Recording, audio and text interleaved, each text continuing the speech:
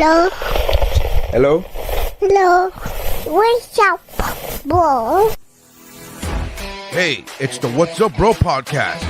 We talk movies, sports, TV shows, pop culture, and it's funny, mother. With Nery Saenz.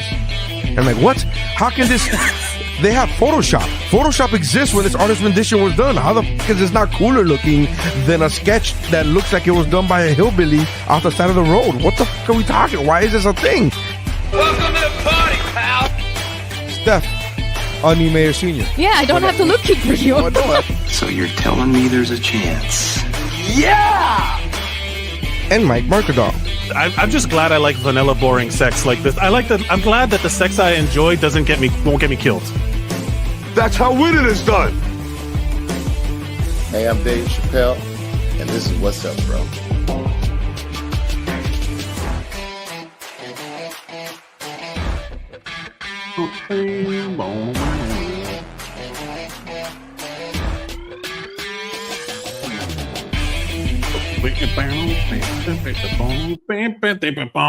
Hey everybody, welcome to the What's Up Bro podcast. My name is Mike Valdes. With me as always is Nery Saenz, you're coming a little hot. I'm always a little hot. I'm always a little hot, loud. baby. Little hot baby. Technology. We're at the mercy of our robot overlords. Thank you everybody for joining us on the What's Up Bro podcast, the only podcast on all of the internet that truly asks the question, what's up, bro? What's up, bro? Us and the Filipino Christian podcast. God, I want to watch that podcast so bad. That's a deep cut WUBro reference. Such a deep cut reference. Thank you everybody for joining us. It is kind of a gloomy day here on the West Coast in California. I was promised sunshine and palm trees. That's why I left. And Nery, where are you today? That's not why you left. That is not why you left. That is not why you left at all. First of all, I am in Coco Cay, the private island from one of the cruise lines in the Bahamas. Yeah, so technically it's a Bahamian island. But we're not gonna go and start this podcast off because to the audio listeners, if you are watching us on YouTube or any video format, you will be able to see that Mike is now we're twinning. We are twinning. Mike and I are like a before and after. It's like this is this is what it looks like when you insert like before you have the beard growth. And then this is after the beard growth, and Mike and I look we're twinning now. So we're twinning now. I will say I did shave my head for the audio listener. I was always that person of like, if it looks bad, I'll shave it. But I never really see the top of my head, right? Like you don't like most guys. Nobody Nobody does, right? And I would always tell my wife, I was like, you have to be my lifeguard. Chiquita, I was like, you gotta tell me when it looks bad.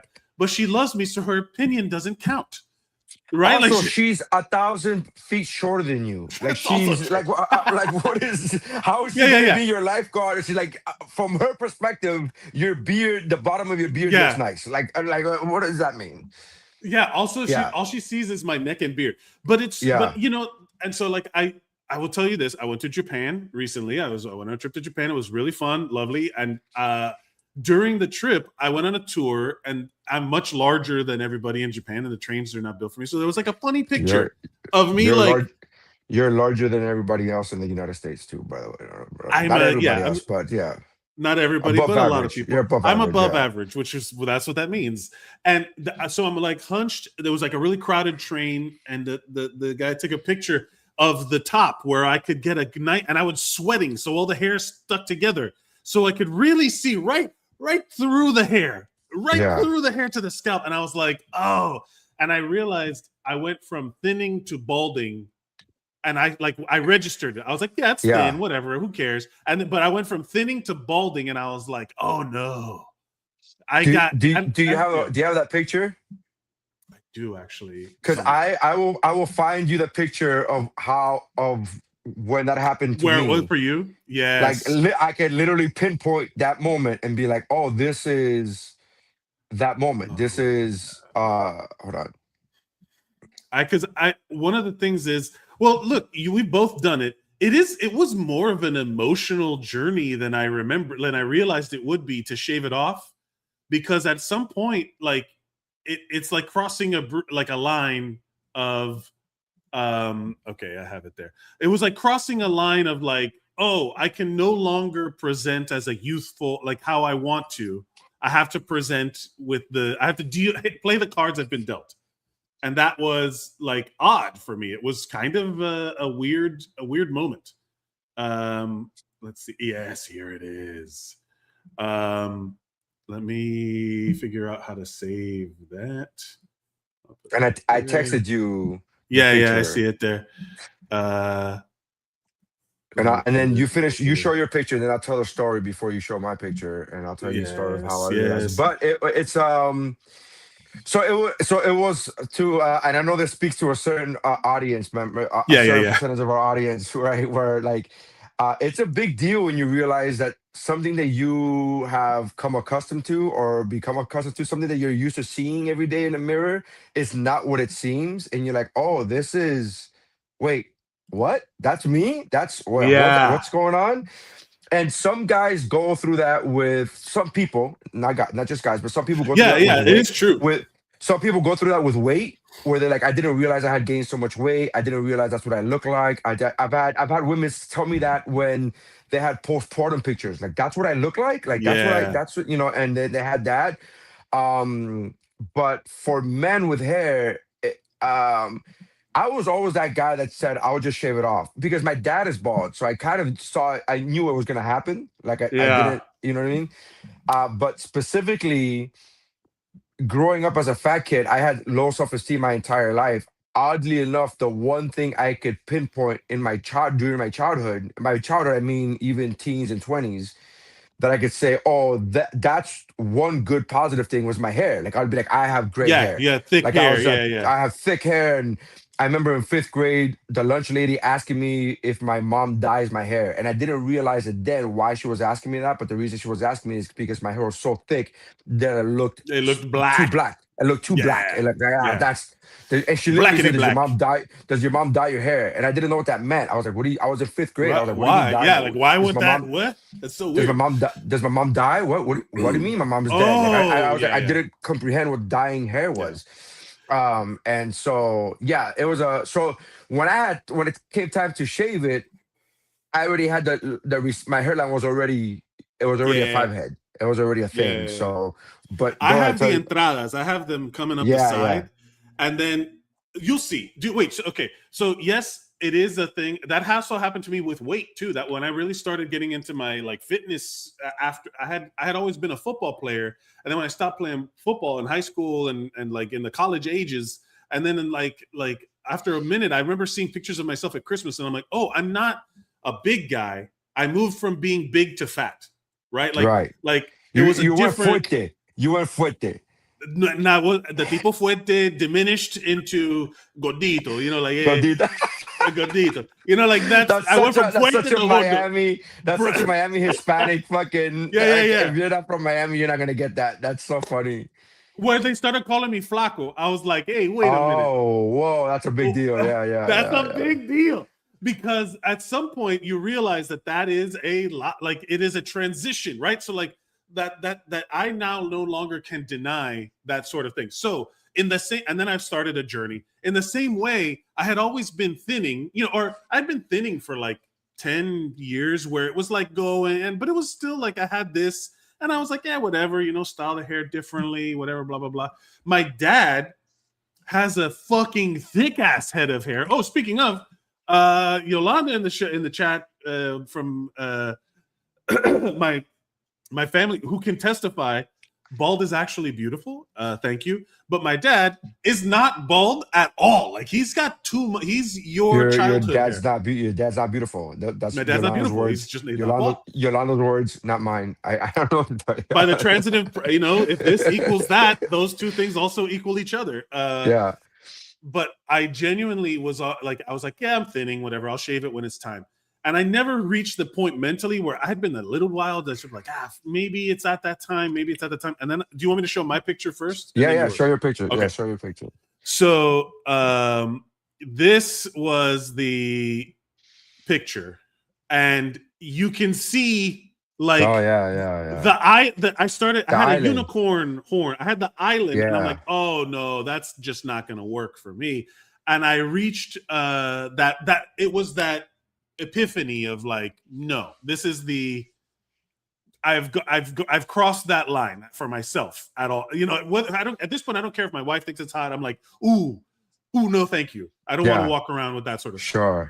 And it took this picture of this trip, and when I got back, I was going to share it. And it is kind of an emotional thing of like, okay, now this is, unless I go to Turkey and start getting plugs or commit to a hair system that is a toupee. Right. Those toupee again, no shame in it. There should not be any shame in it, but there's a stigma in guys in guys doing stuff to try and keep their hair. Like people make fun of that going to Turkey shit all the time, but it's like we run in different. Our algorithms are different because the algorithms that I run in, I don't have people making fun of that. I have people going like, hey, less now. I'll say how much money does it take to go to Turkey? That's the algorithm that at least the algorithm that I get. How much was it? So just out of curiosity. I have a friend who did the process last year. It's been exactly now 13 months, and I know this because he posts updates all the time. Oh wow! And he posts updates all the time, and he does a complete breakdown of how much everything cost him, and it cost him $3,000. Wow. It cost him $3,000. It was like $3,500 for everything. He did use miles, so he did have miles on his flights, so he did use some miles. So it'd probably be a little bit more expensive if you don't have that available to you. But that's really what he paid for, and it looks fucking amazing and awesome. I mean, honestly, the thought process is there. The thought is in the back of my mind, and I've been thinking about it for years. Only because I recently had this conversation with a fat guy. Because he was talking about my weight. He was talking, and then it's important. I just like how you phrased it. It's important. Why did you throw that in there? It's an important detail. It's an important detail. It's an important. I was recently having a conversation with a fat guy. Like you effed that fat real hard. It's an important detail, and here's why. Because he was talking to me about my weight loss, and I was talking to him about, I was talking to him. He was asking me questions about my weight loss, and then he asked me about loose skin. And I go, yeah, man, I have loose skin. There's like, my belly, I have this loose skin that's never going to go away unless it's surgically removed. I'm like, blah, blah, blah, and all that stuff there. And he's asked me, would I ever consider that? And my wife asked me the same thing, maybe like 8 months ago. She said, would you ever consider doing the loose skin surgery thing? And I said, maybe, but if I'm being honest with you, at the top of my list, as far as cosmetic surgery, really hair transplant would be like number one on my list with a bullet. Like that, I would do that before doing anything else. And then, so I said that to this guy, this fat guy, and then he laughed. Like he literally. No, I'm not. I'm not gonna stop saying it. You know why? Because he literally laughed in my face, Mike. He No. Genuinely, fuck that guy. Yeah, he was like laughed in my face, and I'm like, what's so funny? He was like, you care about that? And by the way, he's also bald. And then he said, you care about that? I'm like, well, yeah. This bald fat fuck was tough. But I loved my hair. Like and here's the thing, a lot of people say this all the time. People are like, oh, you have a good bald head and you look good bald. I'm not disagreeing with that, and I'm not saying this to be conceited. There are two statements that I'm gonna make. One, I like the way I look bald. I legitimately like the way I look bald. I think I look good bald. Like end statement, like that's stop point. Separate from that, fuck do I miss my hair. Like I miss my hair, bro. Like those two statements can be true. Like I'm not saying I look bad. I'm not saying oh my God, I look awful. I'm just saying I miss my fucking hair. And if I was gonna have cosmetic surgery, first on my list would probably be if I had the money for it, like if I had the excess amount of money to be spending on surgery, I would go with that. And he laughed in my face. He was like, bro, who cares if you're bald, bro? You got to get rid of the skin and blah, blah. And I go, yeah, it doesn't really bother me. I kind of wear it like a badge of honor, to be honest with you. Like, this is how much this is more like, that's the way I treat it. And I'm not saying that I'm not self-conscious about it at all, but I'm not self-conscious enough about it. And I say all of that, and then he was like, you say that until you go into a pool and I'm like, I was just at a pool with my family the other day. Again, the people that I care about, the way I look. Don't care. The people that I think that's a key element of what's going on here, where it's like everyone's trying. This is a current social media thing that drives me fucking crazy, where someone will say something that is so hyper specific to them, and they'll say, "Hey, nobody wants to see that," or "Hey, everybody is this." Like, don't put me in that group. You're talking about you. Just be vulnerable. Say the thing that you care about. Don't make it about us. You know what? You know what that reminds me of? You know what that reminds me of? 1,000 years ago. There's a very local reference, but you'll get it. You'll get the point. 1,000 years ago at Hot Wheels, there was a sign on the door of the DJ booth that said, "These are the rules for asking for a song." Yeah. And then one of the rules I remember specifically says, don't say things like, "Everybody wants to hear this." You haven't gone around and talked to everybody. You haven't taken a poll of what everybody wants. Just say you want to hear this song. And it makes perfect sense. All right. For those of you who are not from the South Florida area, Hot Wheels was a roller rink in the 80s and 90s. 1,000 years ago. 1,000 years ago. But my whole point is that same thing, right? Like, don't be saying nobody wants to see this. Just say you are very specific about this thing. I will say this though, why is nobody talking about, or like there's all these things that like, hey, just talk. You just say the thing. You don't have to just say, hey, I want to talk about KEVIN HART Roast or whatever, Yeah. But I did this. I will say this though, there are times now, ever since I had that conversation with that fat guy like 6 months ago, and I'm gonna continue saying it. I don't care. Fuck him. But I will say this though, there are times now where I've taken a picture of me on stage, where there's pictures of me on stage, and I could see the bottom like skin, my bottom, like my little belly thing. Again, it's hard to say belly because it's just literally loose skin. Yeah. And you could just see the little bumps of the stomach where everything else looks great, and then you get to the bottom where that's just where the skin is. And again, you see where the skin is. And I did not know this until recently. I follow a couple of local South Florida plastic surgeons follow me. Sure. And they have very interesting videos, like educational, like this. And in one of them, they talked about this lady who's having a tummy tuck. And for some reason, I did not associate tummy tuck with skin removal. Like the phrase skin removal, I just thought was but it is a skin. I didn't associate those two. Yeah. So I just thought, tummy tuck is something. Tummy tuck, I just thought was something that women get, and I didn't realize, no, that's just a cute way of saying skin removal. I did not realize this until I was watching this guy talk about it, this surgeon talk about it, and he says, so like he had the lady right from the neck to the and he's like, this is right. He said this is a perfect candidate for a tummy tuck, because she's lost a lot of weight. She goes to the gym constantly. She works out. Like, I could feel her abs. I could feel her muscles. But she has this, and he grabbed onto her little belly fat, and I was like, that's what I have. And then he said, the doctor in the video said, no amount of working out is going to get rid of this. She's already doing her job. Her job is already like working out, and this is excess fat that is never going to go away by exercise. It's never going to go away by surgery. Excess skin, right? It's skin and fat. It's like the fat buildup. Yeah, bro. So anyway, so he was giving this educational like TikTok, for lack of a better phrase, and I'm like, oh, I thought for some reason I associated skin removal with like full body skin removal. When you see like my 600-pound knife or whatever, that's that they when cut you the see arms, people with, they do, yes. That's what I associated with skin removal, quote unquote skin removal. So when my wife asked me a year ago, would you ever consider skin removal? I was like, not really. I'm like, I'd go with a hair transplant before I go with that. I did not associate, this little belly thing, if you get rid of that, that's also considered skin removal. I did not know that. Yeah. So I was like, I've had friends, I was like, I'll do that. I'm down for the tummy tuck. I'm down for that. I'll tuck a little tummy. Yeah. I had friends that have done it, and again, working in healthcare, like people talk, like that's the thing. When you work in the ER or you work like people talk about their like shit. Like there's fewer boundaries to conversation when you're already dealing with super heightened things. So like when people are like talking about their dating life, and it was like you too much, where you're just like, I don't need to know this about you. But one of them was knew someone who had what they call a body lift, where they go all the way around. Right. They go all the way around, and then they kind of like, and basically what they do is they cut out the middle, and they just connect the bottom to the top, and they have to remove the belly. They move the belly button, like all this stuff. Yeah. What you're left with is the potential for a very large scar. You know, that's the thing, is that it's, you know, so it's this toss up of like, even if you do the plugs, like if you go around the back and they take hair from the back, there's a scar there. And it's when you grow your hair back out, which is ultimately the goal, you will cover the scar.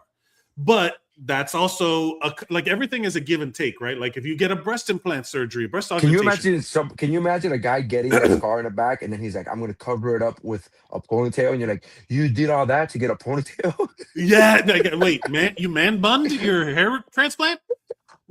How dare you disrespect those that suffered before you to man bun your hair transplant? Or he gets a mullet, or they do a mullet, or he gets a mullet, like he does a mullet. Like, you did all of that to get a mullet? Okay, I will say this: I recently watched this movie called Black Rain from the '80s, which is because I went to Japan, I was like, Michael Douglas's mullet in Black Rain is majestic. His '80s mullet is great. If I could have Michael Douglas's mullet from the '80s, I would be rocking that shit constantly. That shit here's the thing. Okay, so if you gave me the choice, hey, stay bald or have a mullet, but again, it's not just a mullet. You also have to have the top, right? It has to have the full thing. It can't just be the mullet. Yeah, if those were the only two choices, I would have a mullet over being bald. Yes, but also, if I'm gonna go, if I'm gonna have surgery and go through the pain and financial situation of surgery, I'm not gonna just go through all of that for a mullet. That's what I'm saying. Like, I will say this: I would make it so because I'm new to this. I'm having to embrace the look, and I have to like think about what I'm gonna do. Like now, and everyone is saying that I should be doing this cosplay. Hold on. This is the one thing that I've been getting a lot because of the beard, where they're like, oh, you should go full Kratos, you have to do it. And I'm like, oh no, if I do this look, much like the Michael Douglas mullet, you have to style it accordingly and wear leather jackets and shit, like it's the 80s. Like that Black Rain Michael Douglas. I would now have to go to the gym. Like my gym goals is now Kratos. Are you fucking kidding me? That's so hard. A literal god. A literal god. A literal god. They're like, you should cosplay Kratos, and I'm like, do you have any idea what you've committed me to? I love the fact that they were like, you know what you should do? You should cosplay Gerard Butler from 300. It's like, word? Yeah. Oh yeah. The guy who digitally put abs on. They're like, come on. Look at the bar you've set is a little too high.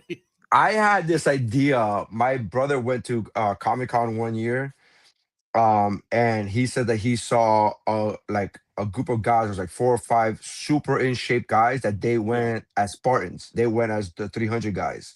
Yeah. And he sent me pictures, and this is 1,000 years ago when I was super fat, and I was like, I would love to have been there to be able to just infiltrate that group.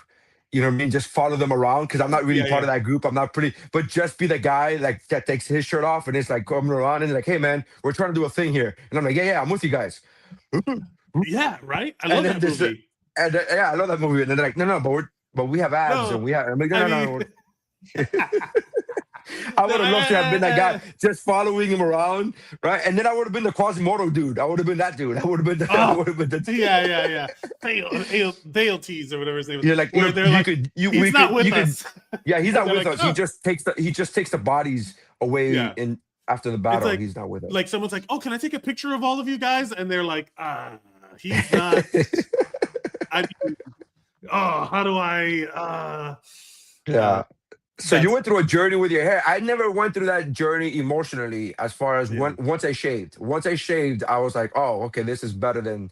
Cause I had mentally prepared myself for a year, because again, my dad is bald. So I just kind of figured that was going to happen. My head is not as smooth as yours. Shocking. Yeah. Yeah, but again, you're 7 feet tall, bro. Ain't nobody going to be on top of you like that. And so, my wife and I took engagement pictures, right? Okay. And then there was a picture from the front that looked beautiful and amazing. That we're on the beach. It's very, very hacky jeans, no shoes on the sand. Yeah. But the picture, one of the pictures that I did not send you was from the front, and you go, "Oh, that's an amazing picture, and it looks beautiful."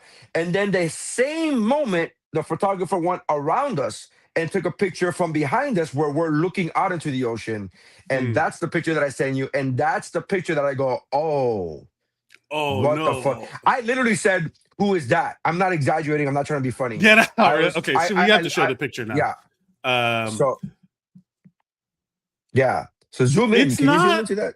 I don't know if I can. Let me do it this way. The idea of, we'll say, discovering the bald spot is a journey. Yeah. Discovering the bald spot is, I literally is definitely said, a journey. "What the fuck?" I thought it was a photo thing. I thought it was like, did she fuck up the picture? That was because it was done by a professional. Yeah, it was her fault. It was the photographer's fault. And I wasn't blaming. I was asking. I was like, is that like a stylish thing that she's doing? Is that like a lighting issue? Is that like, I asked all of these questions before I was like, and then I had to go back and forth between the picture before where it's us and face, the camera facing us, and then us, and I was like, wait, what now? And it was a very like, eye-opening moment. Like, okay, I can't. Yeah. There's your beautiful wife. Yeah. And then this is. Yeah, and you thought that was a lighting issue. I thought that was a lighting issue. I thought let me rephrase that. I was hoping that was a lighting issue.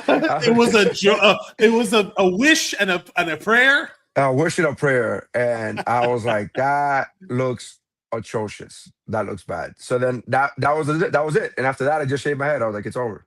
It's over. Yeah. I did do the thing where I had a buzz cut where I got like a 1 all the way around. Like maybe I could do that. So I did the buzz cut for like a month, and then I saw myself on some like local DJs feed. I was doing a local radio show in Miami, and I saw he had a local feed. So while I was in the studio, I was looking at the top of my head while I had a buzz cut, and you can still see the difference between the buzz cut and I was like, I'm at that. You can see it now with me that this has grown out a couple of days, but it's also like, this is my look now. I have to embrace this sort of thing. I did. Look, it's Hilda fine. says, "It look good, man. You look good, dude. I like the new look, friend. Miss you guys. We miss you too, Hilda. Love you. Hope you're doing great. Don't speak for me. Don't speak for me. Let's not miss. Let's not do miss. That's a hard word. That's a big word. But the idea of like, this is the look now. But it's also not how I like. I've had look, and to be fair, and this is not a brag, I've received nothing but kind compliments, like kind words of like, "Yeah, it looks great, it looks good," and I'm like, "Great, yeah." Good. But it's one of those things where, like, how if someone's skinny and they're trying to put on weight, and then people don't know that, and they're like, "Oh my God, you look great, you look so thin," and you're like, "Oh, that's not the thing I'm looking for." Yeah, that's I'm sure you're saying you think that's not my goal. Like the same way where you're talking about, I'd rather have the hair transplant than the stomach surgery. Sure. That it's like, yeah, because that's what I'm looking for. That's what I want. That's my preference. For me, my preference would be to have Michael Douglas's mullet from Black Rain. I would love to have a Brendan Fraser if you can have anybody's hair. If you can have anybody's hair. You want to know what? I had Slash's hair. My hair was I'm not asking curly. What you had. I'm asking you if you could have your wish list. If there was an entity, I don't want to say God because I know you don't believe, but if there was a deity, if there was a genie, god of hair, a genie, and they said, "I will grant you one wish, but you will forever have this." Okay, whose hair would you want to have? The dude from Stranger Things. Which dude? I don't know. Joe Keery from Stranger Things. Okay. Hold on. The Steve, the guy, the one with the hair. Okay. I haven't watched Stranger Things in like 2 or 3 seasons, so I don't even. This is never this picture. Here we go. This guy.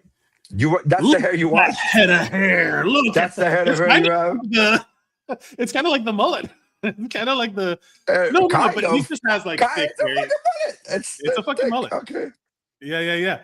But I don't know who that is. But the idea of like a thick head of hair but I guess it's like if you're saying I'm stuck with a hairstyle, then that's not a hairstyle, just somebody's hair. That guy's hair. Your wish list, to do whatever you want. Your wish list is like, hey man, I want this guy's hair. I would go with Brad Pitt in Legends of the Fall. I mean, yeah. Jesus like Christ, I just man.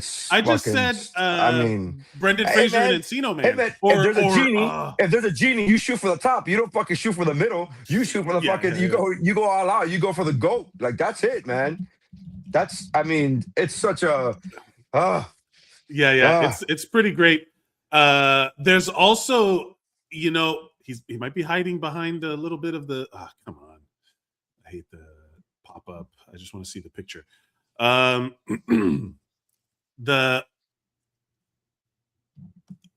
this point, I'll take any one of these guys, but I kind of already have one of them in Airheads. Steve Buscemi has great hair. Look at Steve Buscemi's hair and Brendan Fraser's hair. He used to. Yeah. Well, that's the thing is that if I get to the point where I'm shaving my head, I've seen Boardwalk Empire. He doesn't have that hair anymore. He doesn't have that hair. But to be fair, like if I had like Dave Grohl hair, like Dave Grohl's mop of hair would be dope. But it's also just that idea. You like the curly, huh? You like the curly? You like that? You like the? This is the thing, man. When I was young, I hated how thick and curly my hair was. It's like the fucking you don't know what you got till it's gone. Because when I was young, I wanted the mushroom haircut, the 90s. Oh, right. I remember. Right? Everybody had the hair curtains. Everybody had that. And I couldn't because my hair was so curly. It'd go whooping. My wife called that the facha hair. Like facha. Like she's just, it's just like you gotta. It's always kind of in your face. It's so 90s. And I wanted the like that haircut, but my hair was curly. Where if I would have let it grow out, it would have been like Slash from Guns N' Roses. Like I genuinely had a lot of curly hair. And now I think back on it, I'm like, you fool. I'm like the meme of Matthew McConaughey in Interstellar yelling through the past. Yeah. Like, nah. Like you don't like look, do it, grow it, respect, you love it. That's what I would have done. Well, that's what I do with my I do that now with my son's hair. Like anything that he wants to get done, I'm like, do it. I'm like, when he was a baby, a toddler, he had the mohawk. He had a flat out mohawk, and everything. I'm like, you want to dye your hair? Do whatever you want, buddy. You got, because I know he's running on a clock. I know that he has a clock ticking. So I'm like, whatever you want to do with your hair, do it now. Do whatever you want to do, man. Have at it. Yeah. Like you want to grow it out, you want to do this and that, you want to do the stupid broccoli haircut that everybody has now, that all the kids have. Have at it, bro. Yeah, be a little broccoli boy. I don't give a shit. Do that. Like it's just, At what point, like again, because it's like dye whatever. I would say style it however you want. I would stay with your dye. You want to dye it, sure, fine. It'll grow back out. But it's also that thing of like, look how you want to look. That's the part that I had an emotional journey with. Is I can no longer look how I want to look. I have to deal with the hand that's been dealt to me, and I'm embracing it now. My wife said something yesterday where she's like, I was like, talking about like I gotta shave it again. I don't even shave my face every day. Like I've never shaved, so now I have to shave a part of me every day. I'm like, ugh. And she was like, well, look at it this way: you get to shave your head every day. But if you can't fix this, what's second on the list of things that need fixing on your body? And I'm like, you asshole. How dare you call me out so aggressively with me focused on this thing? And like, there's other stuff that I could actually fix.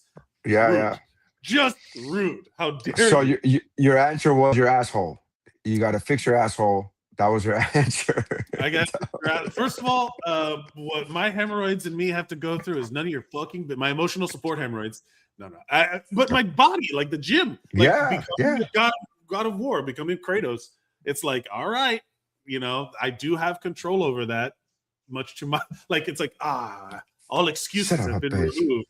Son of a bitch. Yeah, man, the bald thing never really bothered me, but I get it. That's a thing for. And I was talking to my friend Don Gray, who he's bald, and he went through it very early on in his life. He went through it in his late teens, and he finally shaved his head in his early 20s.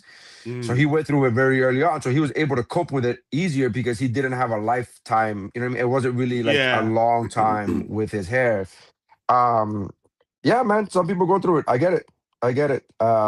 You know, you got to do what you got to do. All of this is to say, if you are a plastic surgeon and you are willing to sponsor me for a tummy tuck, I would be more than happy. Yeah, tummy tuck for sure. If you want to fly me out to Turkey and get me my plugs, I just don't care enough to spend the money on it anymore. You know, like I don't care. The problem with the hair transplant for me is the recovery time. Like I gotta go on stage, and it's gonna be a weird, like, don't look at the head, listen to the words. Like, you have to do a turban. Don't look at this. Just listen to the funny words coming out of my mouth. I'm gonna talk as if this is not happening up here. Like we're gonna have an eyes closed comedy show. We're gonna have eyes closed, lights out.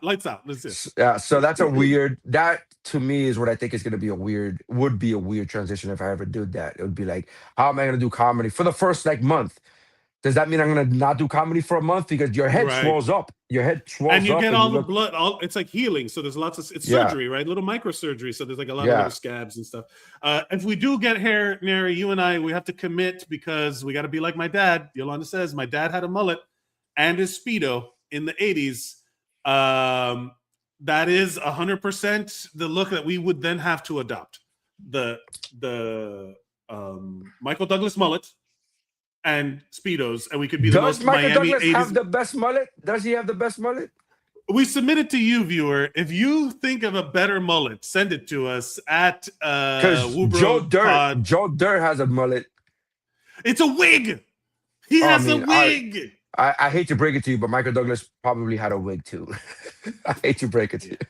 No, but in the movie itself, Joe Dirt literally had a mullet. I know. It fused to his skull or whatever. Yeah.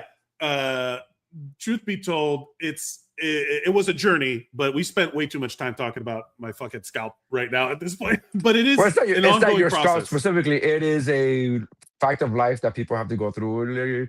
You know, like Peter Brady said, changes happen. Talk about deep cut. Yeah, no. Hot Wheels DJ booth request, because I knew a guy who worked at the DJ booth in Hot Wheels. It's called DJ. What's his name? Oh fuck, I forget his name now. Yeah. From Power 96.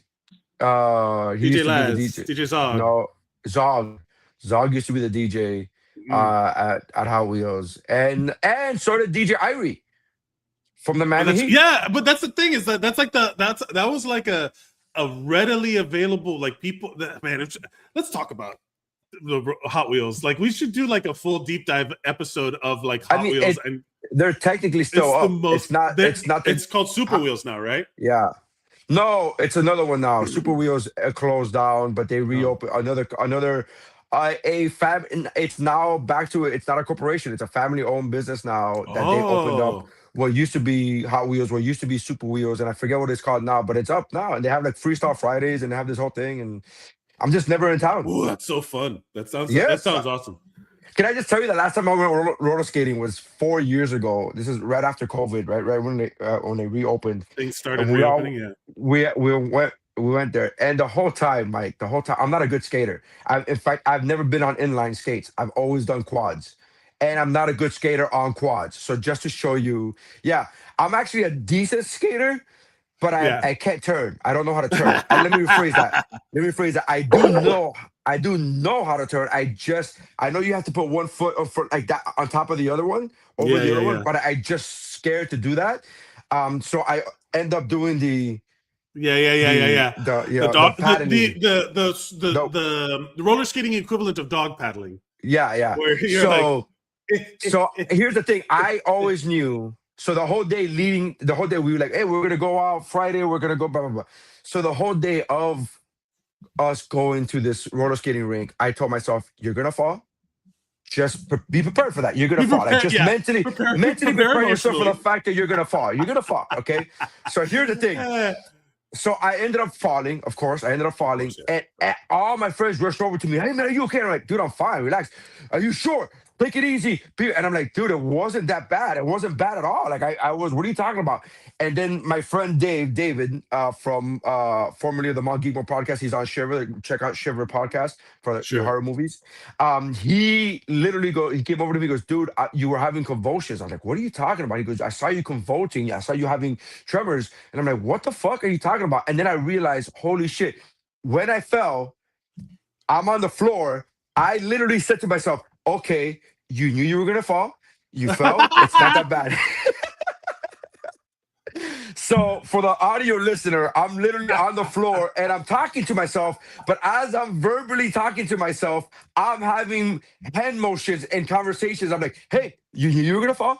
You fell. It wasn't that bad. It doesn't even hurt. So you could just get back up now. So I was talking to myself and other people just saw me having these hand movements. Wow. And it looked like Tua in Cincinnati, where it's just like, oh yeah, it just. And I'm like, no, but I none of that was real. All of that was just me telling myself, hey man, you knew you were gonna fall, you fell, and you're good, you're fine. And that's what it looked like. So I looked like I was convulsing. So that's the last time I went skating. That's the last time I went skating. This is Nery's dream. Nery's dream is to just be like cruising with the homies, dude. Look how fun that looks, bro. I want to do that fun. It looks so fun. Cruising with the homies, crossing legs in front of each other on the quads. Oh my god, I would look love that. Look how bald they are. This looks so fun, dude. Oh we gotta my go god, cruising with the homies. Put a freestyle song behind that. We are here to have some fun. Wow, we are here.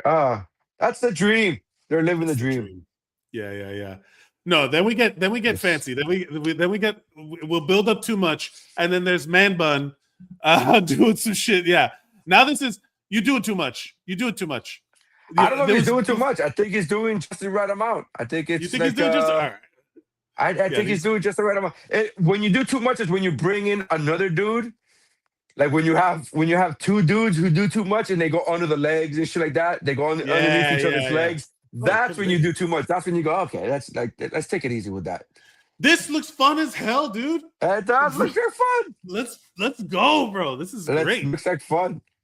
Come on. Yeah, you kids can't tell me that's fun. That's fun, dude. I do. You know what? We were talking about it before. Are we going to abandon everything that we were going to talk about today? We wanted to talk about the Kevin Hart roast. We wanted to talk about this all-female expendables thing. Did you watch the Kevin Hart roast? I did not. I only see shit through clips now because I genuinely don't want to see. I'm not a roast guy. I really kind of put that aside. In New York, when I was there was the culture at the end, like right before COVID. There was it was just too much roasting. It was very mean spirited, and I was always like, I get it. Like it's funny, like to be clever about it's clever comedy, right? I don't really know this person. I'm gonna roast the shit out of him. Roast. Well, in my opinion, that's the problem. That's the problem because the original idea, like roasting, for those of you who don't know, they had a rule, and the rule is we only roast those that we love. The ones we love, yeah. Like that. That's supposed to be the rule. You're not supposed to have strangers at your roast.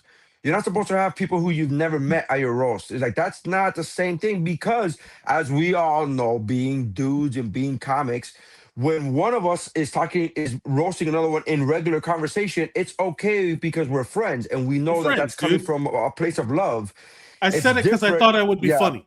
Yeah, I said it because I thought you would think it's funny. Exactly. Yeah. You would think it's funny. I said it to you. Nery, said it to Mike because I thought Mike would think it's funny, not because I'm trying to impress other people in the room. So I'm with you in on social media. There was a lot of this roast. Everybody was roasting each other on every open micer, every local open mic was having roasts, and I was like, that's not the same thing that's happening. That's not what roasting is supposed to be.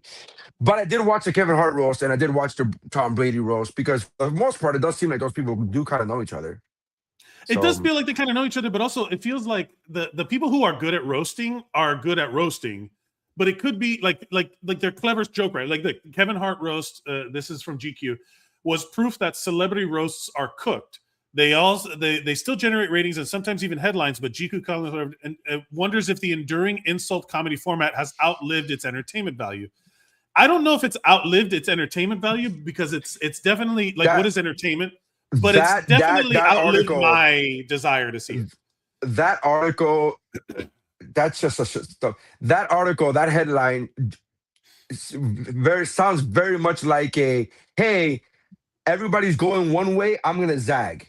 Oh, right, sure. That's what that headline looks like. That headline looks like, it literally even says, it may get a lot of ratings, which is literally telling you that people like it. Yeah, like you're literally saying, hey, a lot of people like it, but I wonder, should I not like it? Like, oh, fuck off. Oh, fuck off. Like, now you're just writing that just to get the clicks on the opposite. You're literally doing the Stephen A. Smith. Whatever you say, I'm going to say the opposite, and I'm going to, fuck y'all. Yeah. And again, I'm not saying that you're not allowed. You're allowed to not like it, but that headline is literally saying, like, it may get a lot of views, but I don't know if it's outlived. Shut up. I think just say you don't like it. Just say you don't. Just say you don't like it. That's true. Like, don't speak for everybody. Say you don't like it. But also, I think it goes to the better point of like, just because something has high ratings doesn't mean it's good. Sometimes something it's that idea of like, damn, I just had the thought where it's like Dane Cook's quote. Dane Cook used to say that his dad would always say, nothing gathers a crowd more than a crowd. Yes. And I think that's a great way of saying it. Like, just because something has a lot of views doesn't mean it's good. It just means that a lot of people are watching it. But the thing with that is that if a lot of people are watching it, more people start watching it because, like, why is everybody else watching it? Why is this popular? So again, just because it has ratings doesn't mean that it's good, because the ratings could also be the wrong kind of ratings, right? Like the same way Dave Chappelle always talked about, he quit the Chappelle show because the wrong people were laughing. Like that he was getting the wrong, like, also when if you've seen, it depends, but if you see a comedian, like when I was doing a lot of open mics, that they would just make the most crass and like edgy joke they could to get a response.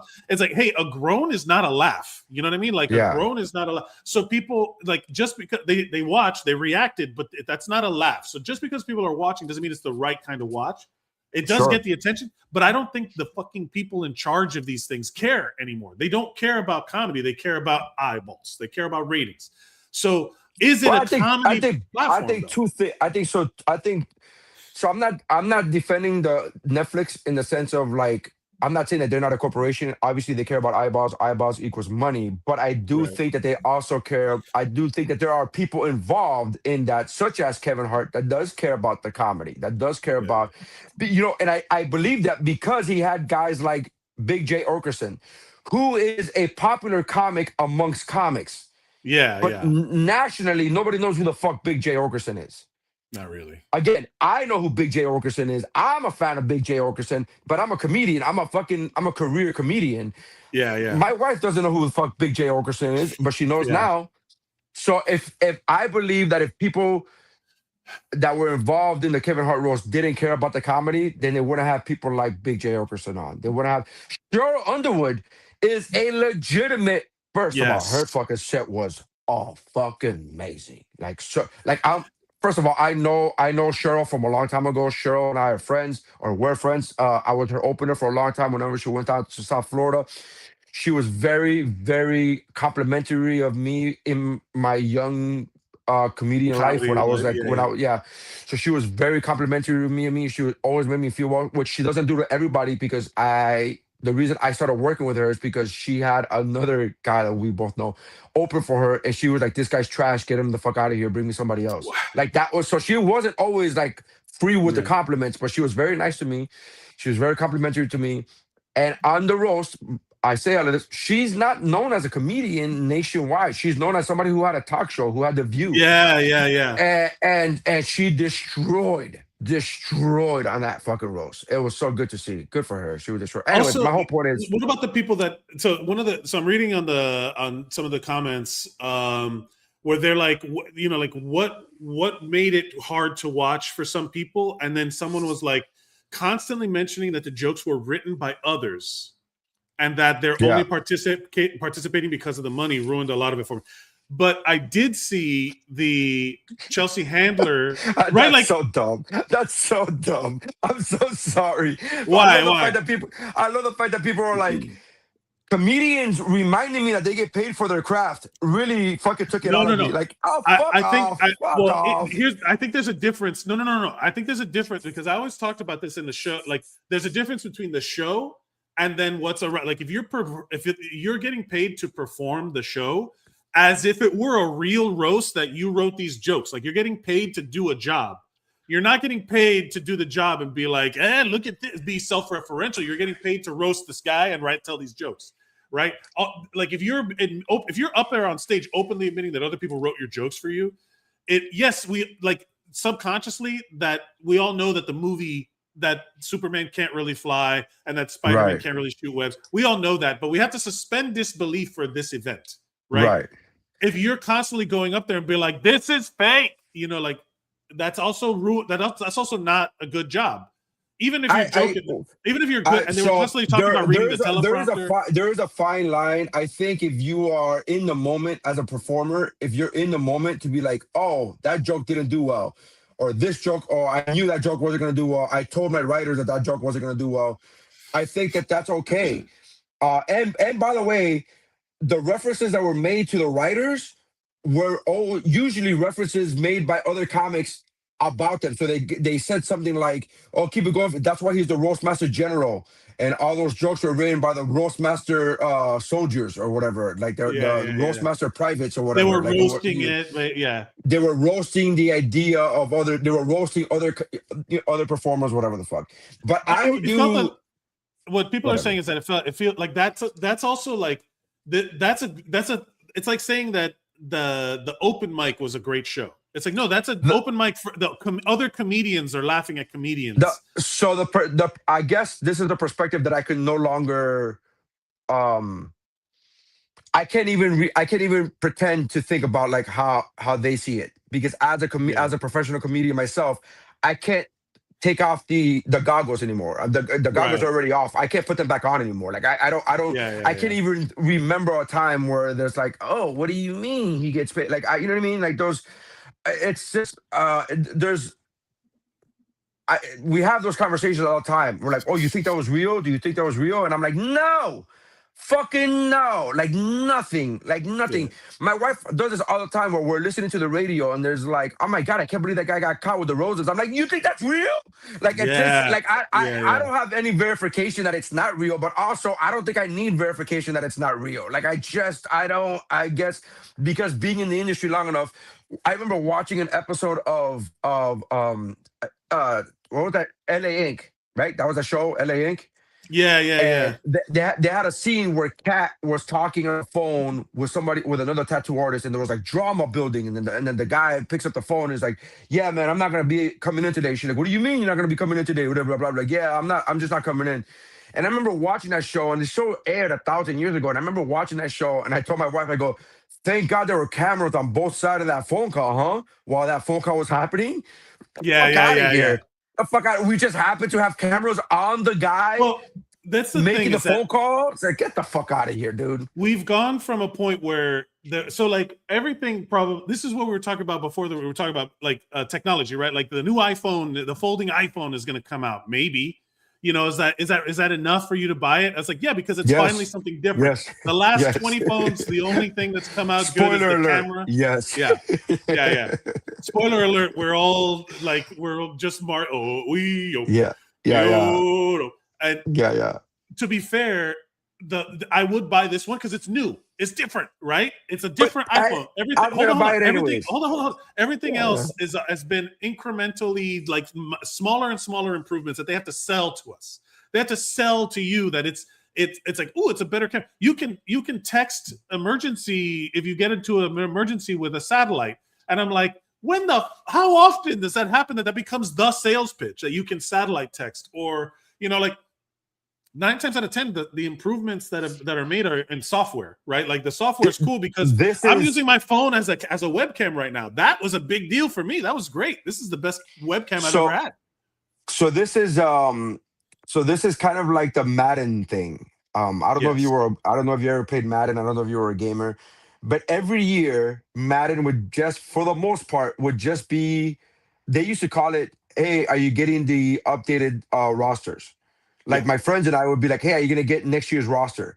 Because you would the difference between Madden 2011 and Madden 2012 was just the players, because the names, there are new names in the league.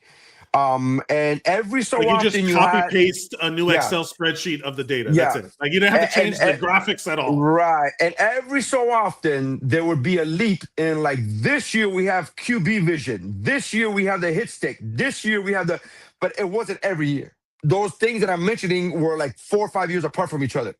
So there wasn't a thing. And what you're describing is that. So the point I'm trying to make, with that said, I had Madden every year for fucking 12 years. So. Yeah. Where it's like, but with that said, that's the point I'm trying to make about all this stuff, is that all of this is these are all marketing products, right? Like these are all. So like when a young comedian gets a chance to do a roast in front of 10 million people, you know, like on Netflix in front of millions of people, you think they're going to say no? Of course not. Is it real? Of course not. When Real World came out on MTV, the first one, I was like, what a revolutionary thing.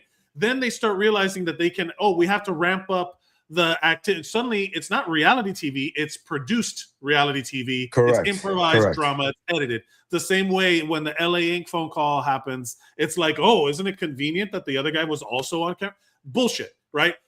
So it becomes this thing. The same thing with social media. Social media became, social networking.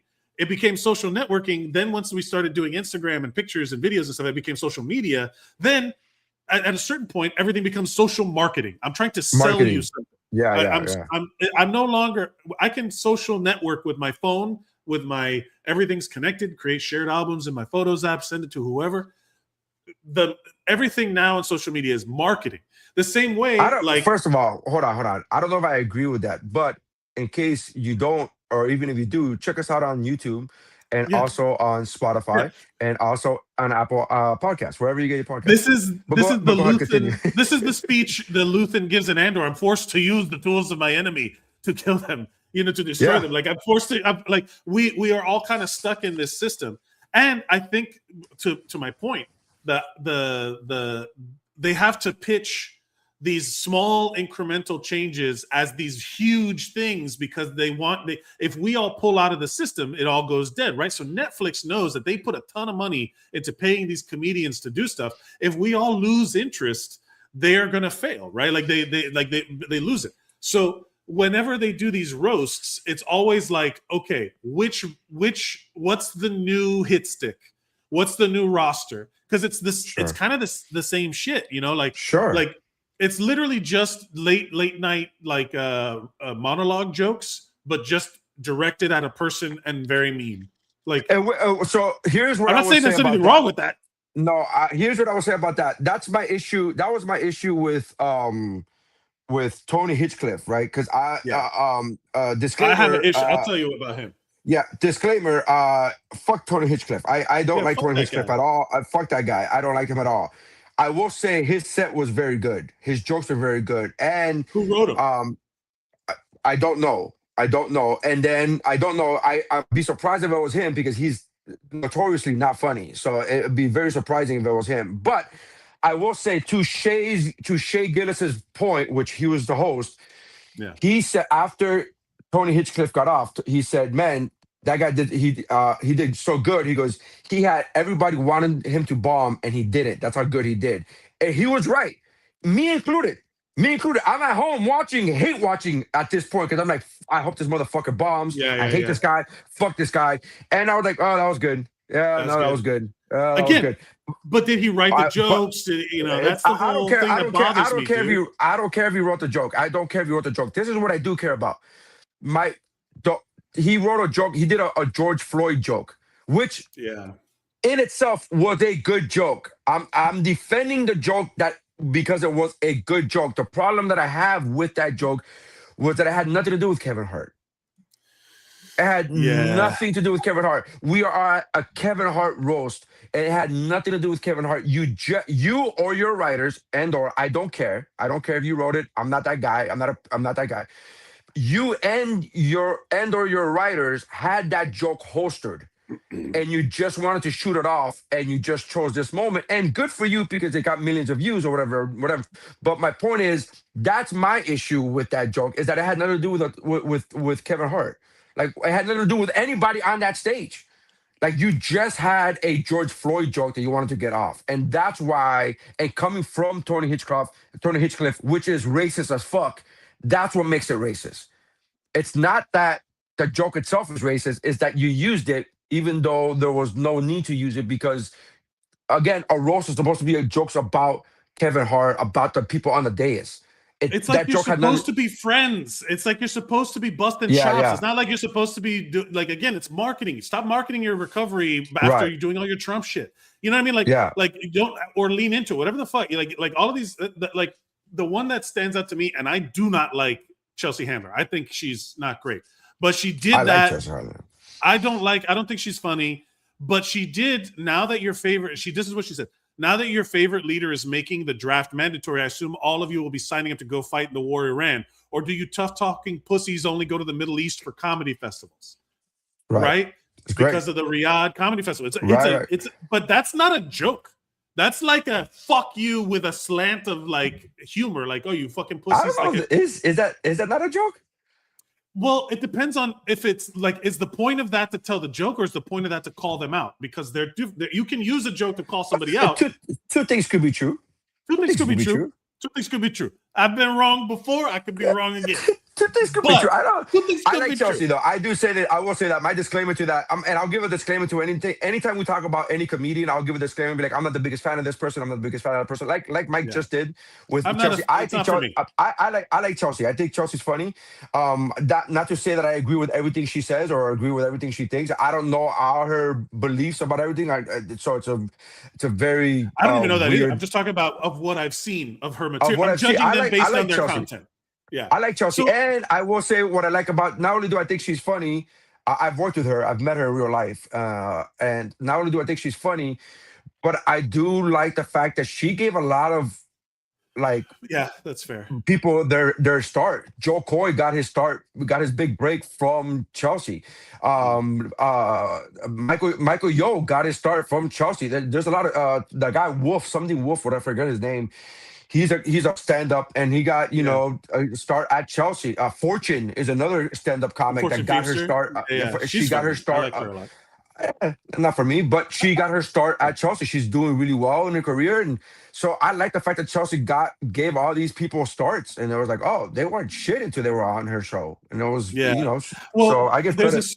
There's a certain, again, these like when I was in New York doing comedy, and all of the opportunities were roasts. Like, they were like, when I was doing Zero Zone Heroes, the Unsung Heroes live at the Creek, they were constantly like, oh, do you and Will want to come and roast battle each other?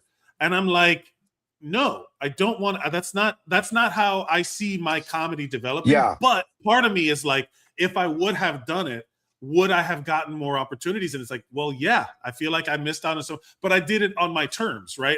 And granted, someone could be like, I stayed true to my ideals and I fucking missed out on opportunities. Or like, should I have done it in a way? You want to know what I would have done? Because what I wanted to do was, I didn't want to make fun of Will. I wanted to make fun of how stupid the roasting, these rant, like, because I knew Will. I wanted to make fun of the idea. So I wanted to get Katie, his wife, or I don't know if I should say this on the air, but I was like, if I would have done, this is what I would have done. I would have tried, or I would have. This is like OJ writing that book. Yeah, if I did it, how I would have done it. If I would have done it, this is how. But I just would have thought it would be very funny.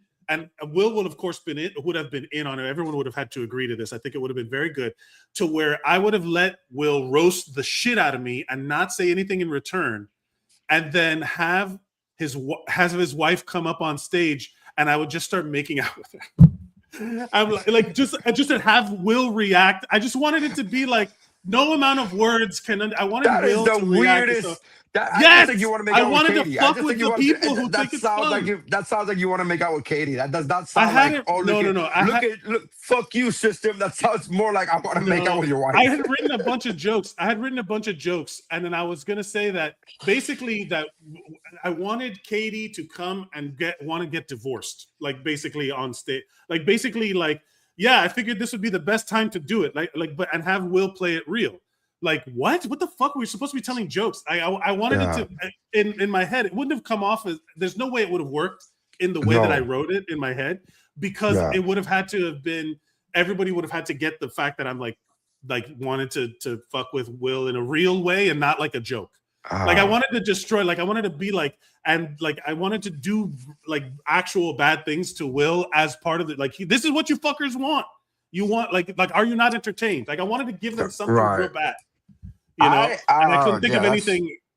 Yeah, that's a wild take. I've been part of one roast. I've been part of one roast, and the only reason I was part of that roast is because I had a gig in Marco Island, and that night they were like, "Oh, this show is going to be different. They're roasting the local radio hosts," and I'm like, "I don't know shit about these local radio hosts," and they're like, "Yeah, just be part of the roast," and so they paid me. I was there to do stand-up, but that specific show, there was no stand-up show. It was a roast show. And it was the roast of the local radio shows. And I literally sat back. I literally sat and watched everybody else do their thing. And I wrote jokes on stage. And I went on stage and I roasted everybody from the context of what everybody else had talked about. Right. And I just did that. And not for nothing, but I got compliments from everybody, including the host. And the host was what's his name from Last Comic Standing, New York guy. Doug Benson? No, he's California. No, he's California. I forget his. It's gonna come to me in a minute, but not important. But the point is, he's a tough New York comic who has been through a lot of roasts. And I on stage said, I've never roasted anybody. This is a weird thing because this is not really my cup of tea.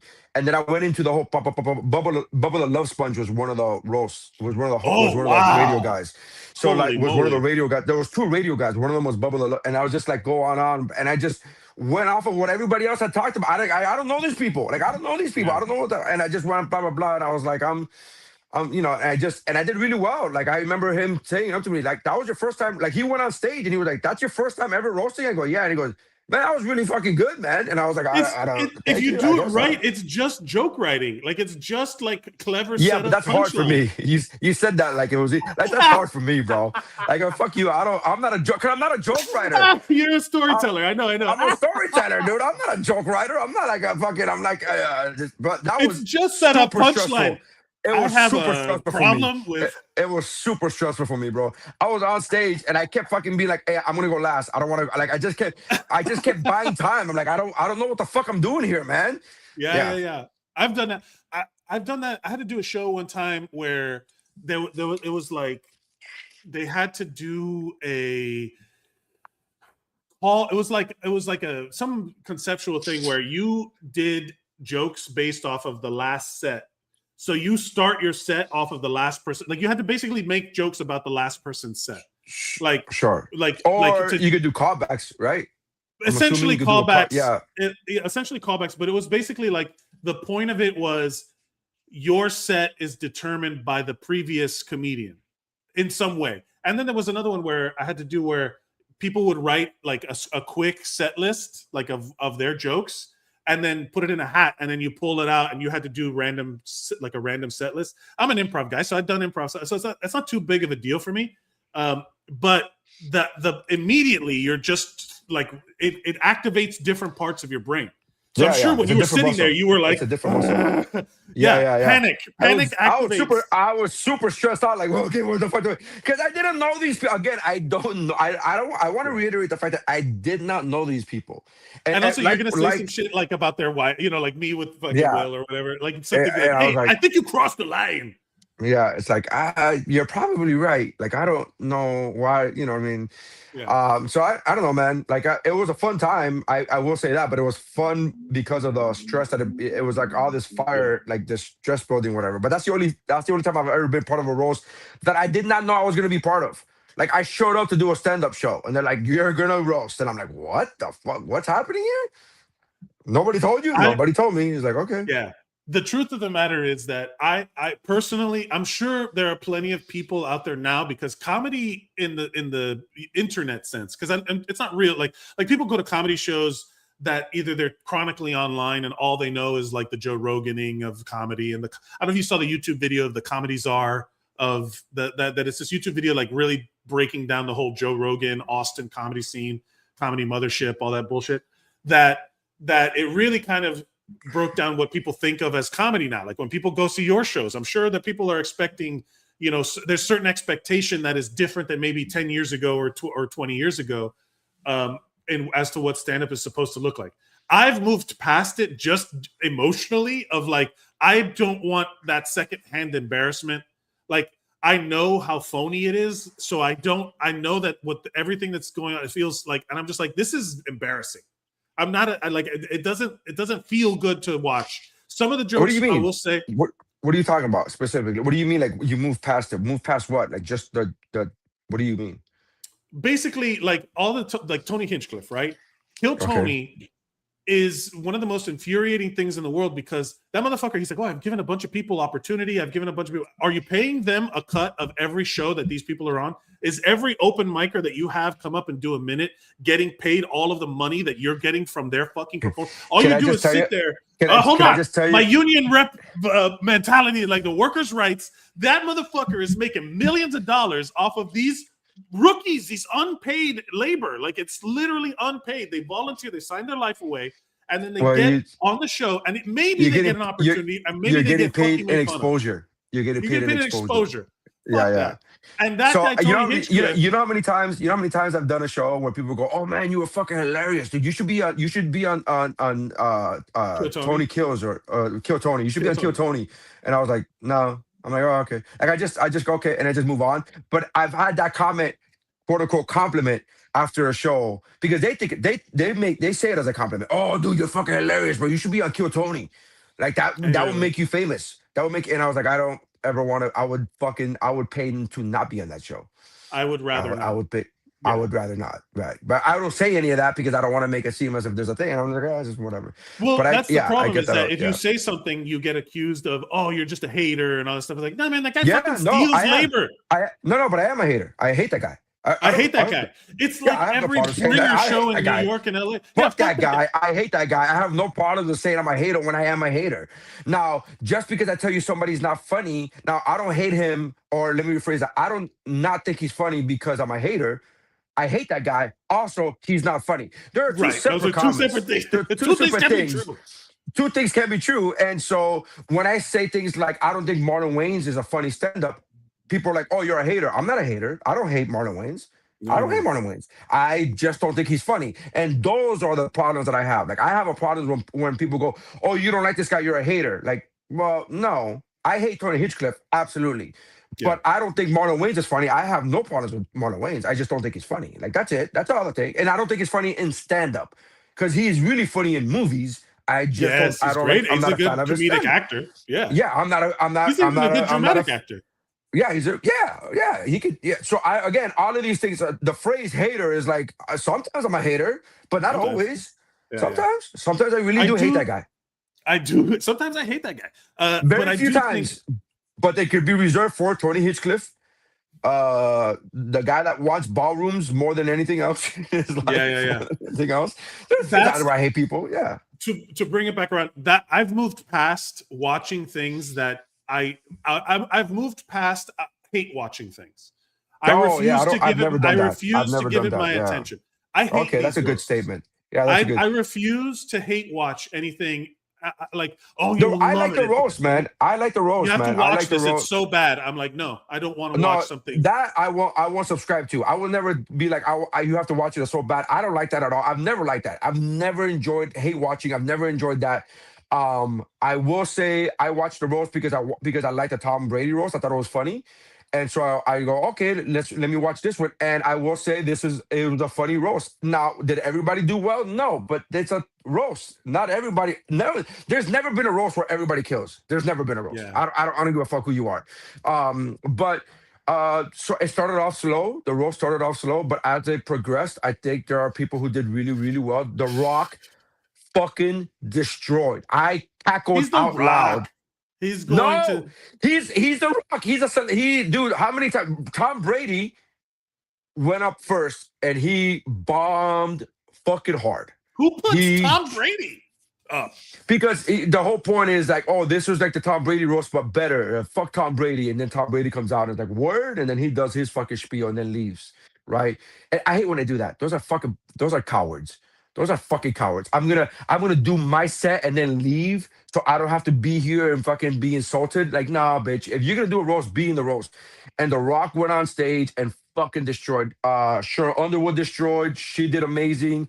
Who else? I don't think Kevin did well. Kevin went up last, and he ended up doing. Did he do a commercial in the middle of his set? That was actually funny. That was actually funny. That was actually funny because he was to do that though. Well, that's why it was funny, because he was just like because everybody was making fun of how much he sold out, and he started the set with saying like, "Hey, just saying to all my corporate sponsors and partners, just saying right now what you're gonna get is the hard ass stand up Kevin. So just let's take a break for a second, blah blah." And in the middle of roasting, he was like, "And you'll never get better than Chevrolet." Blah. And like he was just, and that made it really. It's like it was ironic. It was really that was funny. I'll give credit. I just don't watch it. I'll watch the clips afterwards. I don't want to give The it my Rock attention. was so funny, dude. He did this thing where The Rock was talking about like Kevin's dad and my dad. My dad, both our dads passed away recently, and we both had that. We have a connection. It's not just friendship. We have a deeper connection. We both our dads passed away. We had complicated relationships with both our dads. My dad was always like, trying to make money and lying and whatever. And Kevin's dad was a crackhead, an actual crackhead. And then they showed a picture of The Rock's dad, all muscular, being the fucking Rock's dad. Yeah. And then they showed a picture of Kevin's dad, and Kevin was like, "What the fuck, dude? You couldn't make a better picture." It was so funny, the comparison, the side-by-side comparisons of both these men's fathers. And the fact that they used real pictures made it funnier. And then he was like, so Kevin's got to come a long way, blah, blah, and other stuff there. And he's like, but it's amazing to see, like, just like his dad, how much Kevin relies on The Rock. Wow, that's a good fucking. It's so good. It was so fucking good. Oh man, The Rock did well. Cheryl Underwood, I can't underestimate how well Cheryl Underwood did. Chelsea did well too. And the people in the beginning had a harder time. And you as a comic, I would be interested to know your opinion as a comic, because I feel like the people in the beginning had a harder time because the room wasn't ready yet. Like the room wasn't warmed up yet, and it felt odd. It felt like awkward in the beginning. Like the first 2 or 3 comics that went up, including Chelsea, it felt like awkward. It felt like, okay, we're moving, but it's not fluid. It's not smooth. It's not like there's still moans and groans where there shouldn't be moans and groans, and there weren't laughter when there should have been laughter. So it felt kind of sticky.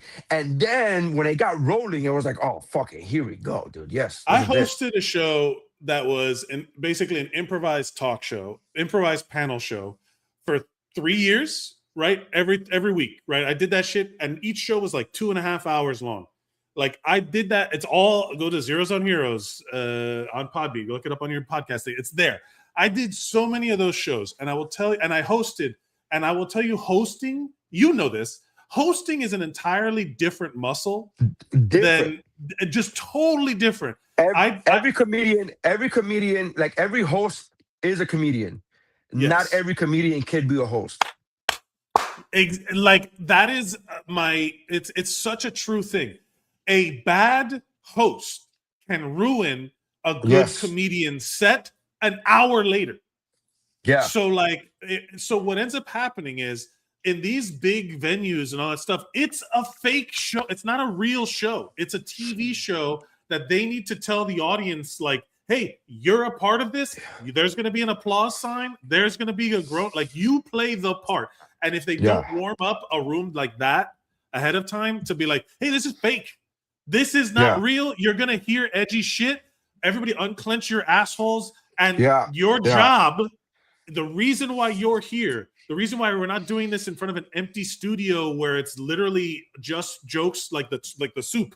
Remember Talk Soup or the Soup? Right. Oh, like the good. reason So why good. Yeah. I love that show. There's no audience. There's just you telling jokes. The reason why this is this show and that is that show is because you guys have to play your part. You have to play your part. If they don't tell the audience what to do, if they don't brace it, they're like, get ready. It's going to be edgy. Everybody's just kind of like waiting. They don't want to be the first one to laugh. They don't want to be the one to be rude. They don't want to be like, I'm going to get on camera. The camera's going to turn. They're going to show me in the audience laughing at the wrong thing. You have to, like, you're actors just as much as these people are reading from a teleprompter. Jokes that they did not write. You know what I mean? Like, it's all a show. If they produced it like that, then maybe it would have been stronger from the beginning. But I don't think that's their goal. Also, it probably, like, some of the earlier people probably could have had good sets. Maybe their energy would have been better. Maybe they, you know, like you've seen people come up after a heckler. Yeah. It's hard. I get it. I get it. But I would be interested to see, to hear if my opinion, if my evaluation of that was accurate. It just felt weird in the beginning. And it's not to say that the comics or the jokes weren't strong in the beginning. It's just to say that, man, but once it got rolling, there was a good 40-minute chunk where I was laughing out loud by myself in my cabin, just cackling. It was so good. It was just joke after joke after joke after joke where it's just like, that's such a good one. That's such a good one. But again, it was in the later portion of the show. Yeah. And it's a long show. So, yeah. Okay, oh, cool. There he is. Yeah. He was a fucking tank, you know? Now, whereas Kevin's dad... the audience is genuinely... Oh, you son of a bitch. You son of a bitch. What the fuck was that, man? Look. You piece of... I mean, come on, man. There's a better picture of my dad. Okay. Here we are. Can you guys see my old man? It's so good. It is hard. Like, and you know why The Rock did. You know why Rock did so well. Aside from he's The Rock, he's super charismatic and blah blah blah blah blah whatever. Yeah. To both our points, but your point specifically earlier, because they're actual friends. And you can sense the fact they know each other. Sense the fact that there actually is love behind these fucking super mean, cruel jokes.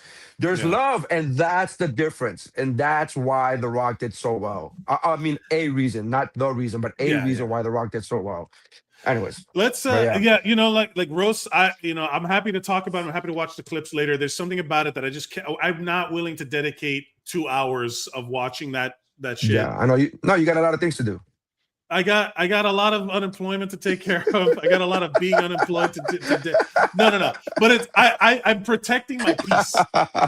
I'm protecting my peace. I love that so much. You know how many times I can jerk off in a time? I'm not willing to spend 2.5 hours watching. I'm like, okay, yeah. I mean, you got a lot of things. I guess just say you don't want to. I get that, but you're like, I'm not willing to dedicate the amount of time that I have because I have all the time in the world. Then let me not use the word time. I'm not willing to dedicate that much just discomfort and like hate watch. I'm not here to. I don't want to watch. I don't know why you would hate watch. I don't know why you would hate watch. I don't understand. I guess that's what I'm not the going difference. to.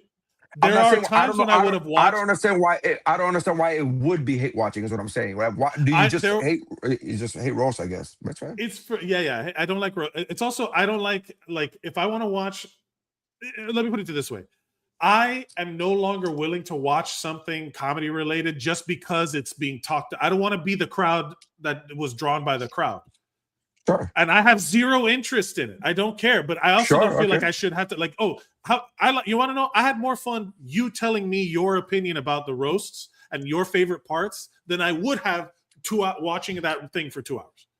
I don't know if that's accurate. You don't know if that's accurate because you don't know how much fun you would have had watching the actual roast. You don't know because you didn't watch it. I enjoyed this time we've had together. Sure, this is a good time. I'm okay with somebody saying I don't want to watch the roast. That's fine. I'm okay with that.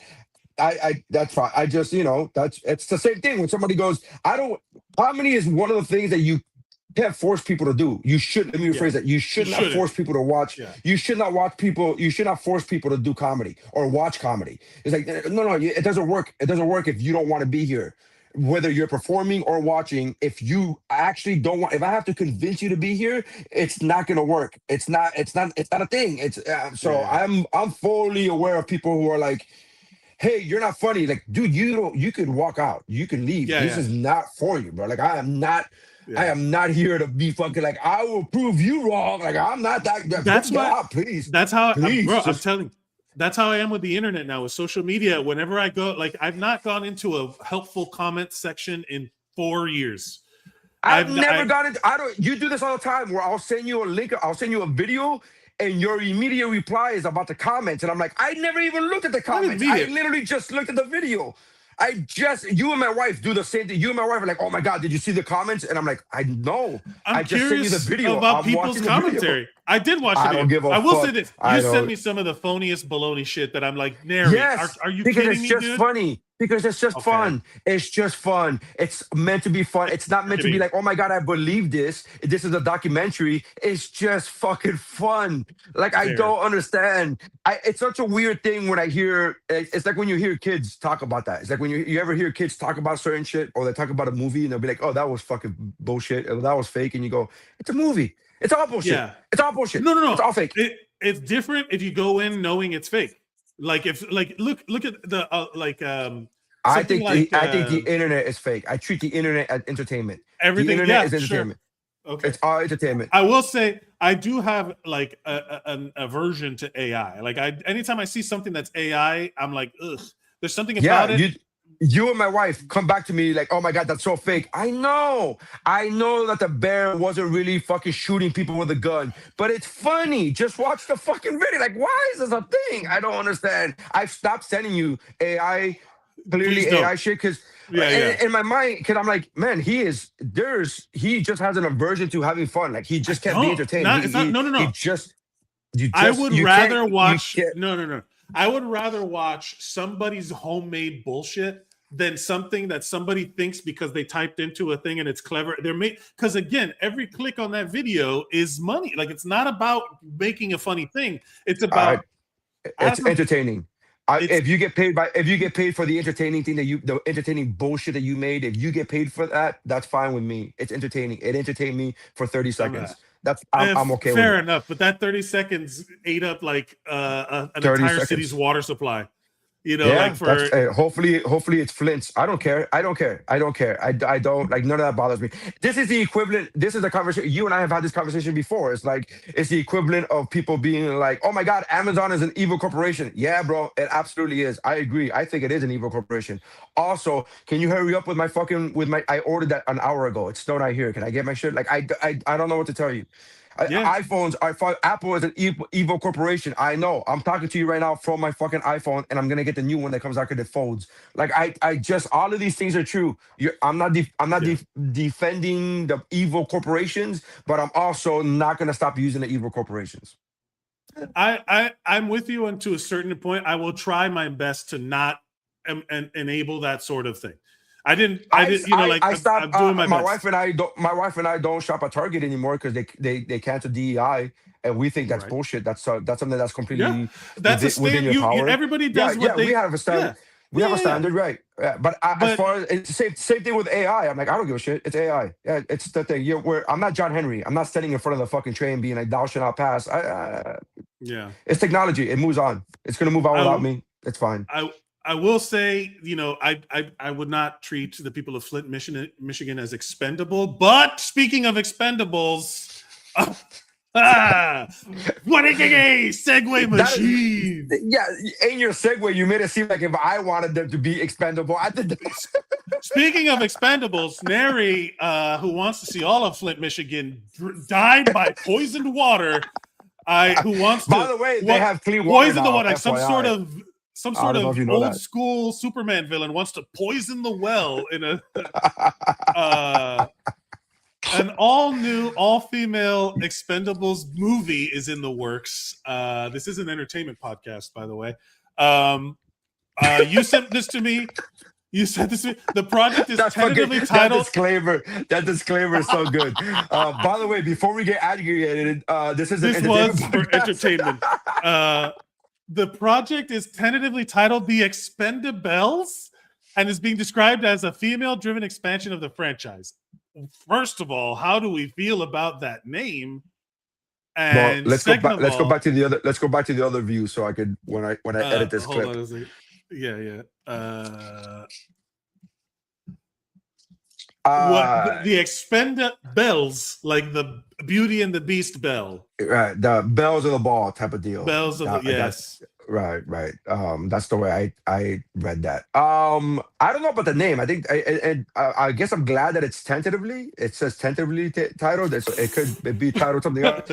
I don't know. What else would you name it? Like, so what else would you name it if it's not Expendables? This is a good writing exercise. Like, what would you name an all-female Expendables movie? I haven't watched. I did not watch the last one. I do think that Expendabroads. Expendabroads. Again, tough call. I would name it. The rough one was a difficult watch, man. I haven't watched the last Expendable was a difficult watch. Yeah. Spoiler alert: they kill Sylvester Stallone's character in the first 20 minutes of the movie, and then you go, "Why am I fucking here? What is the point of this?" Yeah. Why am I fucking here? Then it becomes a Jason Statham film, which is not all in all not in itself bad, but also not what I'm here for. Yeah. A classic bait and switch. Yeah.